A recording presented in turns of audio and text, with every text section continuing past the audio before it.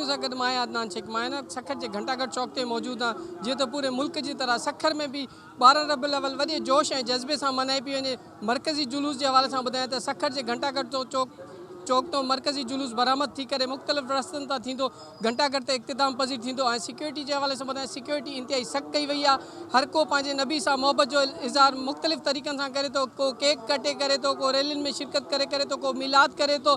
इन के हवाले से बुधाएं तो सिक्योरिटी इंतहाई सख्त कई वही है। मोबाइल सर्विस भी मुअत्तल कई वही है जी को भी नाखुशगवार वाक़ियो पेश न अचे। अचो तो इतने जेके शहरी आयल उन्हनि खां पुछूं था तो ईद मिलादुन नबी बड़े जोशो खरोश से मनाना चाहिए और आप पर नबी हज़रत पाक सल्लल्लाहु अलैहि वसल्लम के दरूद व सलाम भेजना चाहिए और हम्दो नात पढ़नी चाहिए।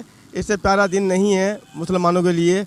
सभिनी ईदनि सां वॾे में वॾी ईद आहे ईद मिलादुन नबी, जंहिंखे असां पुरजोश तरीक़े सां मल्हायो वेंदो आहे। हीअ त तव्हांखे बि ख़बर आहे पूरी दुनिया में ईद मल्हाई वेंदी आहे, पर ख़ुसूसन असांजे सखर में तमामु पुरजोश तरीक़े सां तमामु उलमाए कराम ईद मिलादुन नबी मल्हाईंदा आहिनि।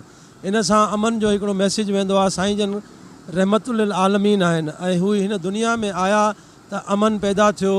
जेके ॿारनि खे दफ़न कयो वेंदो, न्याणे जी इज़त न कई वेंदी, इहे सॼियूं शयूं हुज़ूर जे करे असांखे मैसेज मिलियो आहे। हिन मैसेज खे असां पूरी दुनिया में फैलायूं ऐं इन हवाले सां असां जेको आहे पंहिंजे घरनि खे सजाईंदा आहियूं, झंडा कंदा आहियूं, चरागाह कंदा आहियूं ऐं रैलियूं भी निकिरंदियूं आहिनि मुख़्तलिफ़ ॾींहंनि ते 12 रबीउल अव्वल ताईं। इन तरीक़े सां ईद मिलादुन नबी मल्हाईंदा आहियूं असां।